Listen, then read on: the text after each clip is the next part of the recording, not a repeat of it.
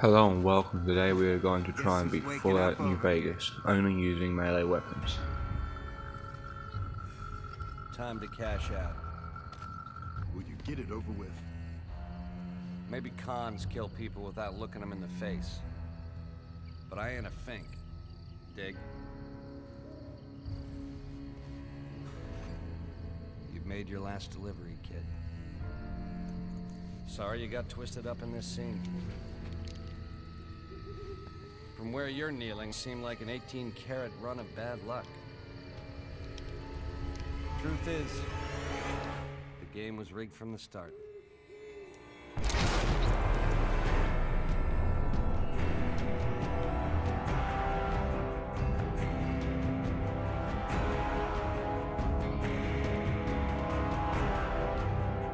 For our special stats, we started with 10 in strength, 7 in endurance, 10 in charisma, and 10 in luck. We will not be using charisma to bypass any fights in the game.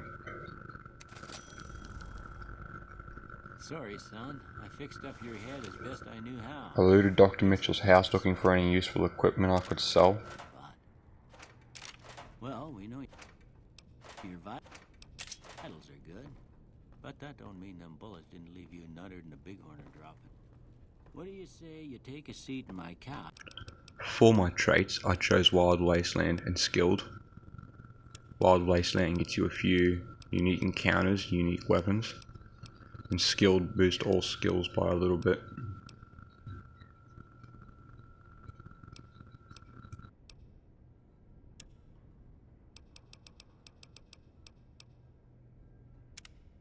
Once I set out upon the Mojave, we shot the bottles off of the wall for Sonny. They're not alive, so they don't count, don't worry. Look down the sight. Try crouching down and... Nice shot. Well, that's a start. What do you want? Ignored Trudy and Cobb in the saloon, went straight to Cobb.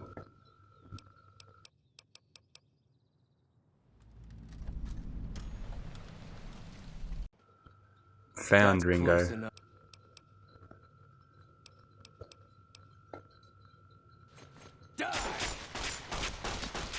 Dealt with Ringo.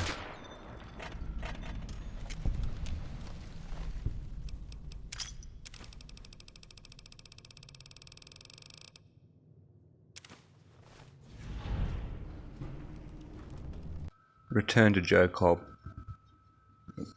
Encouraged Chet to give us some leather armor and better ammo. And then started my first mass purifying of the Mojave.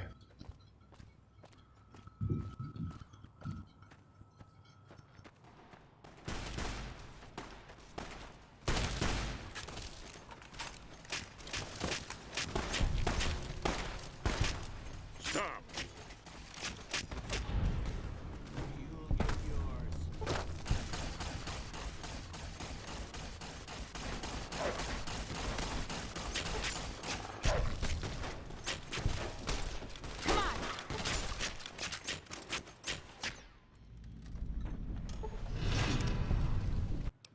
Once they were all dealt with, I leveled up again, bought all the points into melee weapons, and then started on my way to Cazador Canyon to pick up the weapon we will be using for most of the start of our run.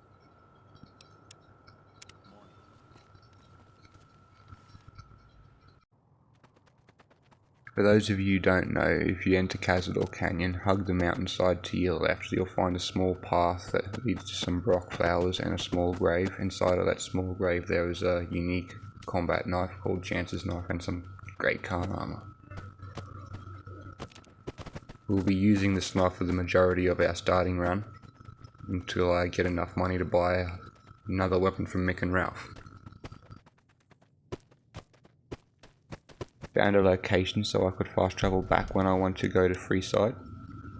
Fast travelled back to Goodsprings and went to Prim to sell all my stuff to Johnson Nash.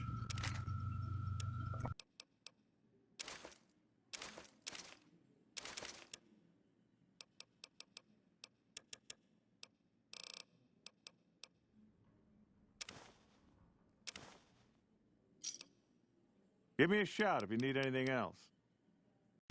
Went to the Bison Steed to rescue Deputy Beagle.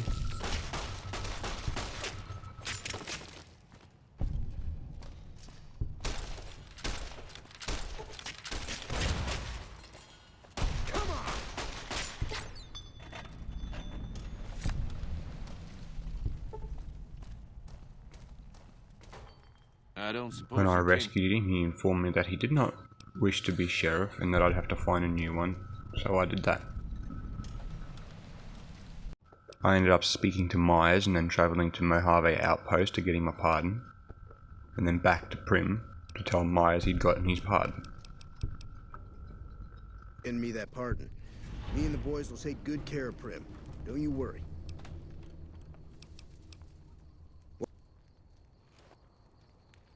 Travelled back to Spring Mountain Ranch and started making my way to Freeside.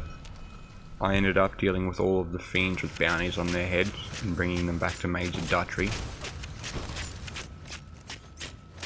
You like the sight of your own blood?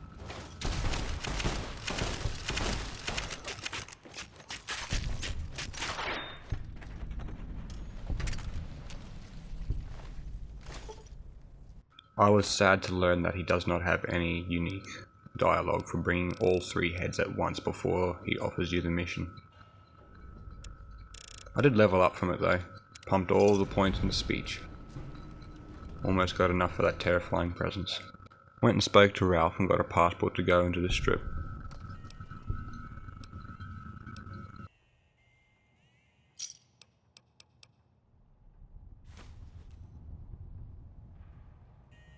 Spoke to the Garretts and got some quests, and also set up the supply run for the followers.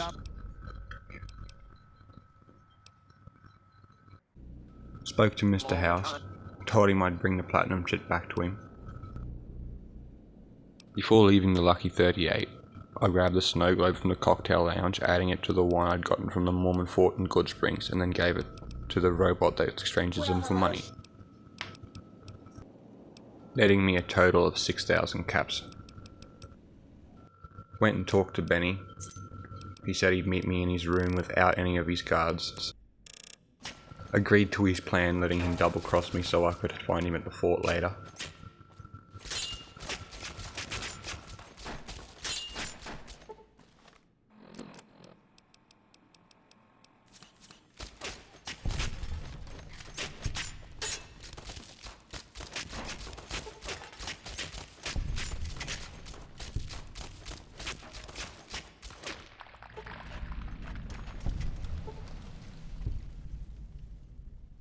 Found Caleb McCaffrey for the Garrett twins, and brung his hat back for him.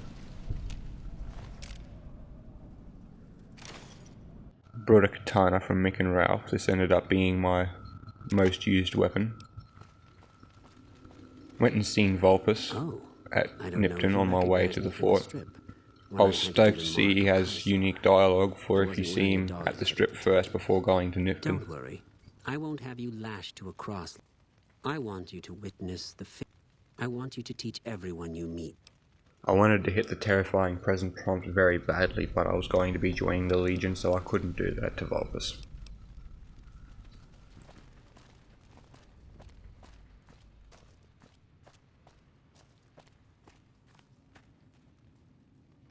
Went to the Fork and talked to Caesar. He informed me that he wanted me to destroy the robots that House wanted me to upgrade. I obliged. When my legion will assault the Great Dam. Before that happens,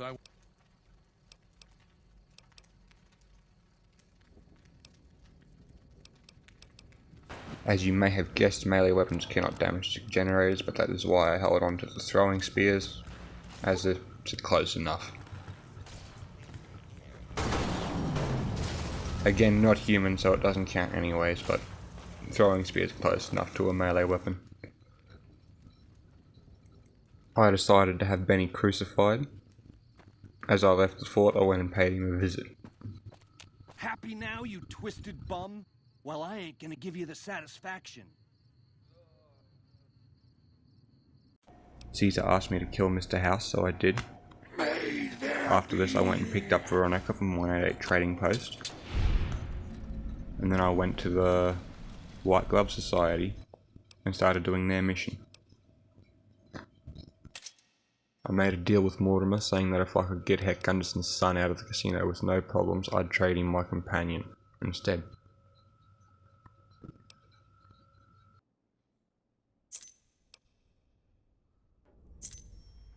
Her skin has a certain supple quality. Very well. If you're able to convince young Mr. Gunderson... I then convinced Ted Gunderson that it was not the white gloves that locked him in the freezer, it was other people. Then I locked Veronica in the freezer. Before returning to Caesar, I fought in the arena. After that, Caesar told me to deal with the boomers, making sure they were no threat or an ally.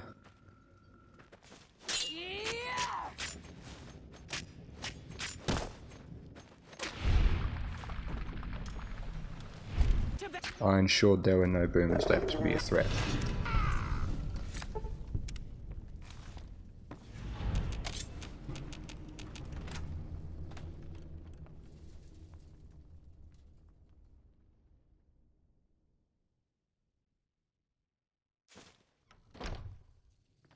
Target sighted!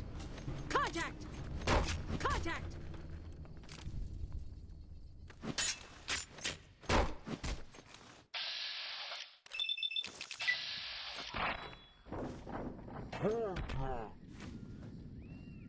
Loyal was not where I thought he was going to be. He should have been in the hangar, but he was still in his barracks.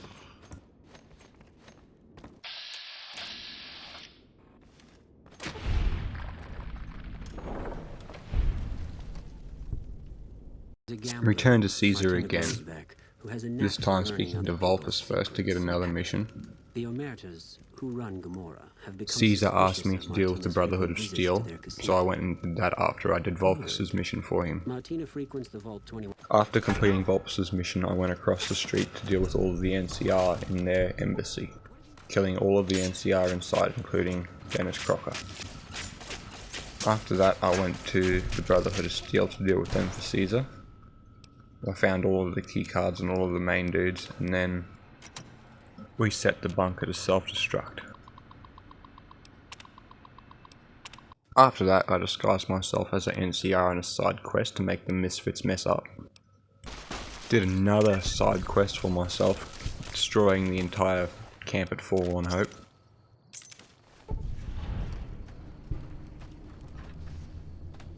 Got a unique weapon for completing that quest from Dead Sea, a unique machete. True to... After that, I assassinated President Kimball for Caesar.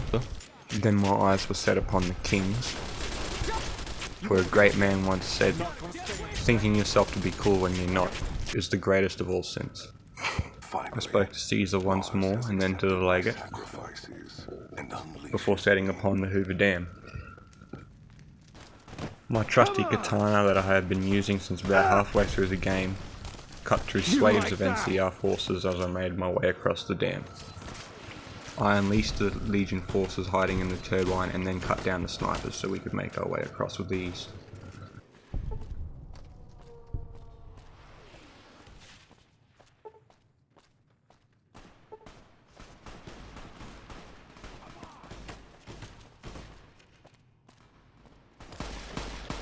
You like that?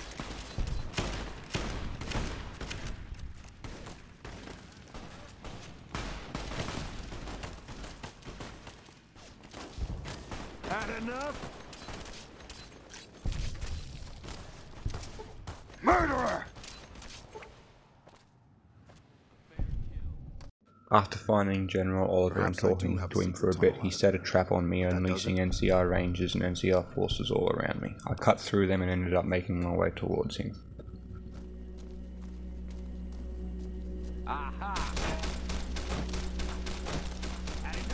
When I found General Oliver hiding in the offices upstairs, I pulled out Chance's knife, our legendary weapon from the very start of the game when we went through Cazador Canyon, and cut him down with it.